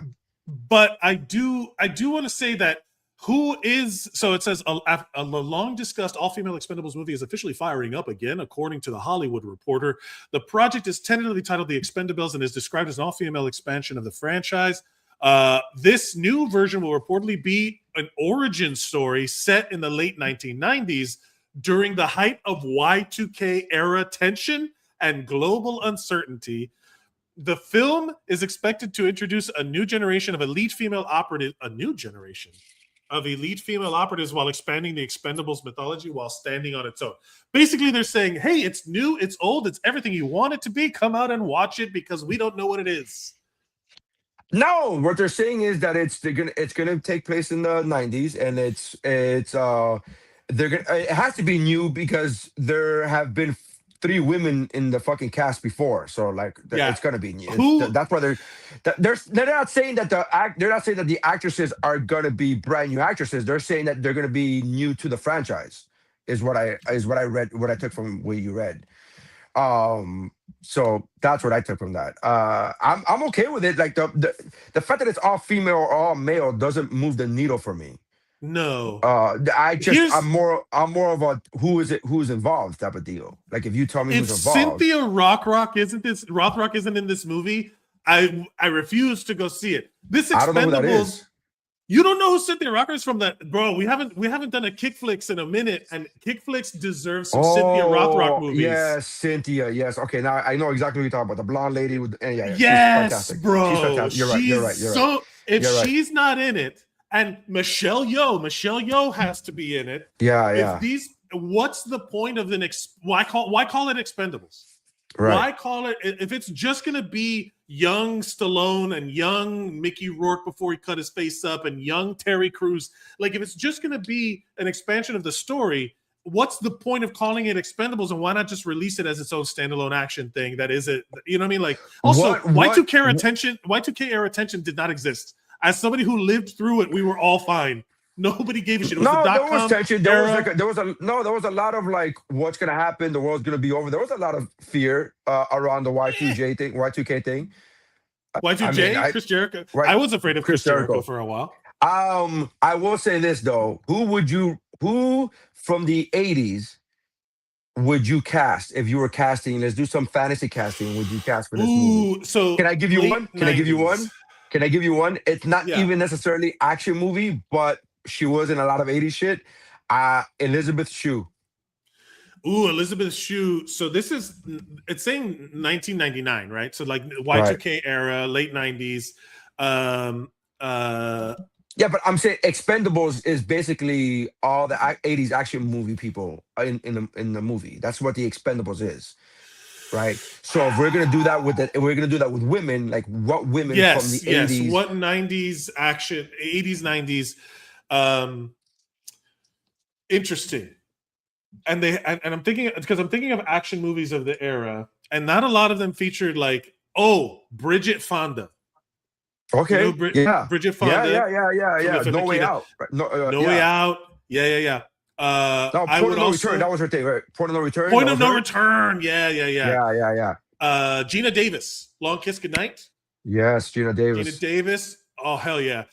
Action movie. Oh, you know who I would put in there just because they were in an action movie, but they weren't necessarily the action star of it, but they are in my heart. I will love her forever. Rachel Weisz from The Mummy. I would put her. Okay. She's still kicking around. She's doing a lot of stuff. There's another Mummy coming up. They're doing another Mummy. Yeah. I would say that. I'm trying to think of like. By the way, the Mummy franchise is at the top of my list of overrated franchises. I don't get it. I don't get it. Sure. But I'm clearly in the minority because it's fucking made 5 films and no one's coming. So I'm in the minority. I'm trying to think. Oh, Sandra Bullock. Sandra Bullock should be in it. Yes, Sandra Bullock. She would be in Ocean's 8 and The Expendables. Yes, she's in the all-female branches of every franchise will be with her in there with Sandra Bullock. I'm trying to think of action. You know who was the one from Rebecca De Mornay? Oh wow! I don't think of her as an action star, but I love her. She was in FBI. So good. She was in the movie FBI. She was in that was action, and she was in the movie Don't Sleep with Strangers. Was it Don't Sleep with Strangers? Was it no? The Hand That Rocks the Cradle. Yeah, I know, but she was in another one that was more action based than that. She was in one with Antonio Banderas. She was in a movie with Antonio Banderas that was super sexy, but it was action as well. It was actiony thriller. I'm trying to think. Yeah, I'm trying to think of who else in the 90s like that was action. Because of course you can name like Alicia Silverstone from Clueless. You know, like that would be from a good Batman. One. You mean Batgirl? That's true. Fucking Batgirl. I forgot about Batgirl. I'm trying to think of Cameron Diaz. Because she was in Charlie's Angels. She was in Charlie's Angels. You could have all 3 of them. You could have all 3 of them come back and then do like a wink at the camera, like The Expendables does. You could do like a wink at the camera and be like, "Oh, who sent you? Oh, my friend Charlie. Oh yeah, Charlie sent me too." You could do like a wink at the camera. Yes, Lucy Liu, of course. I will say one that would be near and dear to my heart as the kick flicks, you know, the 90s kind of action movie, The Pink Ranger, Amy Jo Johnson. Oh, okay. That would be interesting. She's dead, so I don't know how to put that one together. But Sarah Michelle Gellar from Buffy. Yes. Buffy. Okay. Now we're cooking with grease. Now we're cooking with grease. I like this. I like this cast. There's a lot. All of us. You know, like all of them have done actiony things. All of them are from the era. All of them are. What about Sarah Michelle Gellar and the original movie Buffy? You mean MAGA Barbie Christy Swanson? Is she MAGA? She's so fucking mad. She's anti. She's crazy. She's off the deep end. I didn't know that. She could be the Sylvester Stallone. She could be the Sylvester Stallone because he's fucking stupid MAGA too. Stupid MAGA too. Yeah. I'm glad they killed him off in the first 15 minutes. Fuck that guy. Nah, he came back at the end. It was a misdirect. It was a misdirect, and it was so lazy. And it was like, oh fuck you. Fuck. Like I yelled at the theater. I was like, fuck this. Fuck you. Piece of shit. Also, another one that I would say is near and dear to my heart because I had such a crush on her is both Rachel Lee Cook from She's All That. Okay. I had such a crush on her back in the day, and then Jennifer Love Hewitt. No action movie. No. She was in. Oh, you know who was in? No, that was Eliza Dushku was in True Lies. Eliza Dushku. Eliza Dushku was a good one. Yeah. Bring her in. She was also in a actiony show, Dollhouse or something like that. Something like that, yeah. Something like that. Yeah. I'm telling you that, like they could. So what I'm getting at is, so they're going to introduce a whole bunch of new female actors, women actresses. That's not what they said. They said new characters. The film is expected to introduce a new generation of elite female operatives. Right, a new generation, meaning that for the female operatives, it's a new generation. Like they're like that. That's what I took it to mean. Is because they are not they have not been seen as an expendable already because Ronda Rousey was an expendable. Right? That's what I took it as. I'm not saying that you're wrong. I'm just saying like it would be rather difficult. Then why make it an expendables? The expendables is supposed to be like you're getting people from other franchises and putting them together, right? Yeah. That's what I took it as. That's what I took it as too. I don't know. We'll see. I hope it is what it is. I hope it's better than the last one. Topanga. Danielle Fishel. Yeah, no action whatsoever, but none. You just want to see Topanga on TV. I want to see her and Kelly Kapowski in the same. Kelly Kapowski, Tiffany Amber Thiessen. Dreamboat. Still, by the way, still a knockout. Oof, just wow. Beautiful. That's a thing. I got someone complimented me. This is the weirdest shit. This is some real LA shit, by the way. Someone complimented me, like, because I was mentioning my wife, and I'm like, yeah, my wife is my age. Like, we're like very close in age, and they're like, oh, they reacted like it was like a compliment. I'm like, I'm 44, you know, and my wife and I, age appropriate. Your wife. They literally were like, how old's your wife? And I'm like, it wouldn't be close. And I was like, no, she's my age. We're like about the same age. And they're like, oh. I was like, are you fucking kidding me? You're so brave. You're so brave to be married to a woman your own age. It's like you know how people throw away the word, they throw around the word brave, like, oh, she came out without makeup. She's so brave. It's like, what? That's brave. Okay. Like that fat guy went out without a shirt. He's so brave. It's like, what? What are we talking about? What are we talking about here? That reminds me of that joke that I think it's a Jim Gaffigan joke of when they show the fat guy on the news, but they cut off his head. That guy knows it's him, and he's watching. He's like, "Oh man!"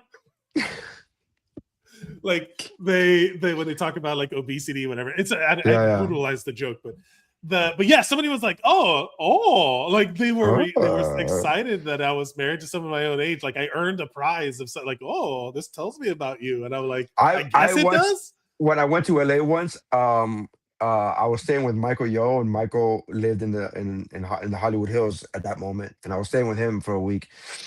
And I went to like a local diner, and I'm stupid. I didn't know that everything in Hollywood Hills is super duper expensive and super duper. Even this is like 12, 13 years ago, was super hoity-toity. Like, this is a vegan pancake and this and all this bullshit and all whatever. So I ate the food. And I tweeted about it like, hey, I had the most expensive homegrown pancakes, but they were delicious. And I tagged the people. And the people were like, oh, we're so happy that you enjoyed our pancakes. And I'm like, oh, you missed the whole point of the whole fucking tweet. I mean, I did enjoy them, but also you missed the point where I talked about how stupid it was for being vegan and also super expensive, $1 zillion. But they were like, I'm glad you enjoyed it. Come back to visit us. And I was like, okay, sure. What are we doing? We were gonna do some reactions to trailers. We just have one trailer, right? Well, yeah, we just have the let's see. This is, speaking of people reacting to my wife being my age. Here's a reaction. Boom. Segue. Done. This is the movie Wildwood by Leica Studios. This is the new stop motion animation. I want you to like genuinely like. This is, we'll see. All right, let's just go. He's got to go outside sometime. No, he doesn't. Promise me you won't leave the house.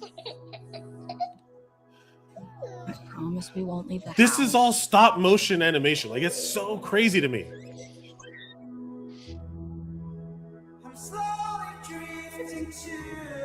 Also, I think it's cheating. Yeah, I think it's cheating by putting this song on everything, because it is like this song is the song, but it's like this is literally emotional content in a song. Like, obvious. It said, and it also said from the hands that made Coraline, as opposed to the AI that cranked out bullshit. Look at the waters hitting. Oh my God. I do the same thing on my phone, bro. You get it. You understand. I know what you're saying. It doesn't match your true heart. It doesn't. I don't care. I don't care. This looks. I mean, it looks amazing. It looks fucking phony baloney to me. It is phony baloney. It's made. Oh, these are all little what? models that they Yeah. take pictures of, one after the other. I think their computer's using this. Yeah. The computer is using this.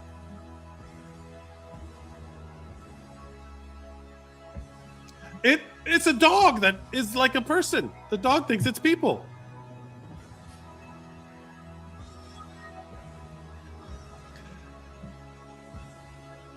I also love a trailer that just shows a bunch of shit, doesn't have any commentary yet, and it's like, here's a stunning visuals, but we've ruined none of the story for you in a variety. You know, like, sure, there's a lot of these pieces of the puzzle, But also, you don't know what we this have is no about? idea what. Yeah, you do. This obviously her kid died. Fairy tale. I just want my brother. There you go, brother. I said son, it was brother. Kidnapped. Whatever. Yeah. I don't think it's kidnapped. I think the kid died.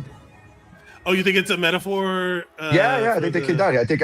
I want my brother back, and like I think the kid died. Her brother died, and she's going through the grief process, and it's pretty obvious. That's obvious to me. That's what it looks like to me. I mean, I don't know, but that's what I took from. But that's the point of art, Nery, is that we all bring our perspectives to it as we watch it. I know. That's the I was whole telling my friend ChatGPT the same thing. I agree completely. At what point do you fall in love with her? At what point first of are all, you- the fact that you make it a female is so sexy. You're so the sexy. movie Her, man. The movie Her. No, I know, but I was talking about, like, can you imagine? What if a straight dude Or him. fell in love with? What if a straight Gay. dude fell in love with his AI, but he purposely made the AI same sex? It's like, oh, so you've been gay? I'm not gay. My AI just happens to be a dude. It's like, what? Yeah. My wife changed Siri to a guy, so when she's like, "Hey Siri," and it's like a British dude, and I'm like, "Am I?" I have the black dude. I have my Siri. You is have the the black dude. guy? Yeah. I have the black guy, and then not only do I have the black guy, whenever he answers me, I go, "Hey Siri, what's the weather?" Blah blah blah, and he'll be like, "Oh, today is 87 degrees." I go, "Thank you, brother."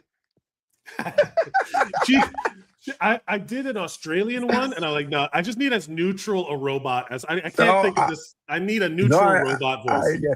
By the way, I would make it. Can I make it my voice? I don't think you. Well, that's using AI. That's against your religion. Apparently, you can't do that. No, there's a voice print thing, but it's not Yes, using that's AI. It's literally using AI. It gets your voice and it starts making every word in the dictionary. I'm not gonna get into the idea of why AI is a marketing term and not a technological term. It's a large language model that is run on other servers trained on data, but also you training a voice recognition software is not artificial intelligence. It's what the software is programmed to do. I'm not gonna get into all that. What I'm going to get into is it would be cool if I could, but is it narcissistic that I want to have myself in my phone? Yeah, that's fine.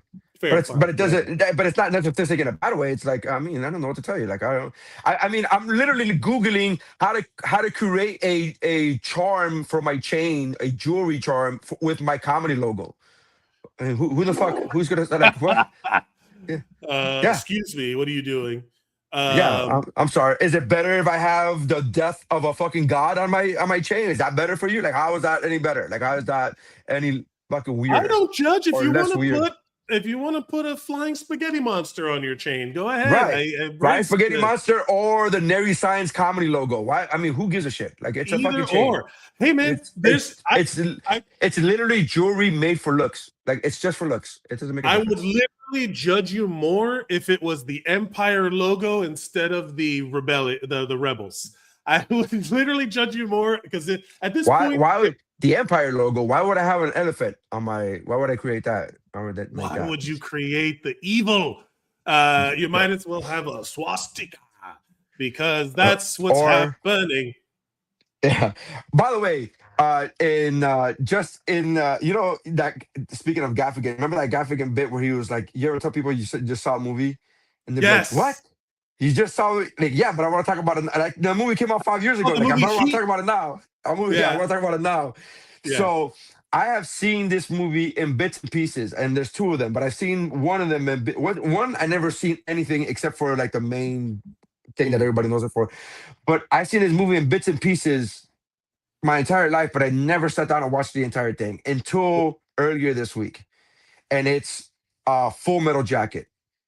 And I saw Full Metal Jacket, and I'm glad I didn't see it as a kid. Not because of anything other than I think the tones and the meat. I think, I don't think I would have got it. I think I would have gotten it on the surface level. It's a war movie. It's a movie, blah, blah, blah, blah. But I wouldn't have gotten it on the deeper, the duality of man and all this shit. It was really fucking. And I sound like an idiot. You're like, hey, fuck it. So I texted my friend Dave, and I was like, hey, Full Metal Jacket is fucking awesome. And he's like, you don't say it. I'm like, yeah, but I want to talk about it right now. I want to talk about it right now. I want to talk about it now. But it's so good. So for the last 4 days, I've been fucking talking to anybody I could have. Like, you guys see Full Metal Jacket? This shit is amazing. So in Miami culture terms, you are just now seeing the true source of me so horny? So again, I had seen that clip. I've seen the clip before. I'm talking about the source. Like, you finally watched all of the source material in its entirety. Yes, in its entirety. Oh, Mr. Horn, me love you long time. Yeah.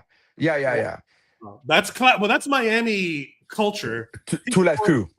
That's Two Live Crew. They pulled it.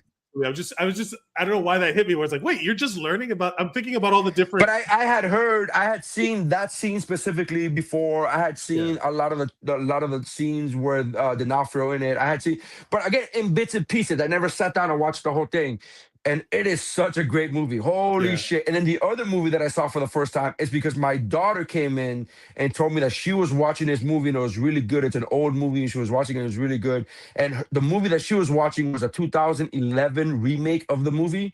And I was like, you got to watch the fucking original. Blah, blah, blah, blah. And then I realized, wait a minute, Nery, you've never seen the original. What are you fucking talking about? What are we talking about? Ben-Hur. So I watched Ben-Hur. Wow. It's such a good fucking movie, bro. I was like, oh my God. Yeah, man. Some of those classics are like, so the pacing is very different and it feels like a different era of movie, but when the action scenes kick in and you're like, this is the part that. So the action scenes to me are what make it a little bit pokey to me. Because really when I focus on those old school movies, especially from the 50s, late 50s and stuff. From those old school movies, what I focus on is the acting because they do some real superb acting, man. And some of the times, some of the shit, like it's so like some of the shit takes you out of like you see Ben-Hur and he comes out and he has blood on his thing, but the blood is bright red, and you go, it's fake. Get the fuck out of here. Well, because that's AI. the thing about that's AI. And that's the thing about the suspension of disbelief. Like I'll watch it. Like I was just noticing this where I was watching. Black Rain, but I was watching, what was that movie? It was an action movie, but it was a 90s, man, I can't remember what it was, but I was watching something and I was like, oh, they crashed those cars into that building. Like that building had to have exploded. Like, oh God, what movie was it? So same thing goes for Full Metal Jacket when they would shoot up the building because Stanley Kubrick was notorious and famous for doing 30, 40 takes of a scene. 30, 40 takes. And I saw the making of after watching the movie because I was like, I gotta fucking find out more. So I was watching a documentary of the making of, and they said that after every scene, every time they shot up that building, it would take a day before they could shoot it again because they had to go and plaster the fucking the holes in the walls. And you're like, what? They basically had to rebuild the walls every day. Pretty much, for lack of a better. And I was like, oh my God. So but anyways, Ben-Hur is phenomenal. It's a really good movie. The 1959 Ben-Hur, which by the way isn't even the original Ben-Hur because there was a Ben-Hur before that. The movie's been remade 5 times. So I get it. I understand. But it was really that movie was excellent. I did not again, I said this to Dave as well. I go, Ben-Hur is really good. He goes, please tell me more about this Ben-Hur, if you will. It's like, hey, have you guys seen this movie? Oh God, it's so good. Star Wars. Yeah, you guys seen about this? You guys heard about this? You see this? You guys heard about this? But anyways, 2 movies who again, older movies. I love watching old movies. What I'm doing, what I do every once in a while when I don't know what to watch. I will go through like AFI's top 100 list and see like what movies I've seen, and I'm up to like 72 movies that I've seen from AFI, so I'm missing a few. Some of them are a tough watch, I'm not gonna lie. Some of them are you're like, oof, this is fucking brutal, but some of them you find these gems where you go, fucking hey, Sunset Boulevard was amazing, and this like all these, there's some real good movies that just because they're old, I know a lot of us are like, they fucking came out before my time. I'm like, dude, some of them are really good. Some of them stand There's up. a lot of these classics. My wife, you know, Chiquita's she likes those old timey musicals like Singing in the Rain and stuff like that. Singing in the Rain, right? Those, I still haven't seen The Sound of Music. I still haven't watched The Sound of Music. We watched The Sound of Music, and then she's like, "Where are all these Nazis coming from?" And I'm like, "The whole thing is about Nazis at the end of it, because most people only know the." It's funny. I said the same thing. I said the same thing when I was watching the news. Yeah, I was like, where are all these Nazis coming from? And it's like, if you were paying attention, you would have known they were there from the beginning. They've been there the whole time. I'm scrolling back. I'm trying to see what movie. We laugh, but it's. Oh, The Bourne Identity. It was The Bourne Identity. I was watching The Bourne Identity, and they were like, they were driving through the Mini through Paris or whatever, like and then they were doing the gunfight with the sniper where he has just like a shot. Bourne Identity is still one of my top action movies. I love that movie so much. It's great. But I was watching it, and there's a very real feeling you get when you know, especially in these old movies, they could not have made it any other way. In those classic movies, when they're riding the horses and the horse rides over a guy, there's padding under the guy, but the horse rode over a guy. There was no other way to do it. Hey man, I'm very pleased that they're gonna start doing Academy Awards for stunt people. Like they should. It's a very well. Oh, by the way, speaking of which, I saw the new Mortal Kombat 2 movie. Fucking awesome. It was so good. That's why I haven't talked about it, because I know you hadn't watched it, but I was like, it's so fucking good. It's on my list. Maybe I'll go see it this weekend. You got dude. You got to go. Is it streaming? Is it also? It's in the theater, but is it both, or did they do theater release? It's just fucking theater release. Go watch it in the theater, dude. I'm asking specifically because I want to theater. Support the theater. Support the theater. Don't support opera. Ugh. Support the theater. This fucking douchebag. What a douchebag. Shamalama ding dong. Thank you, everybody. I told you from before. I was a hater of that guy from before, and his fucking colors came out. I fucking knew it. Fuck that guy.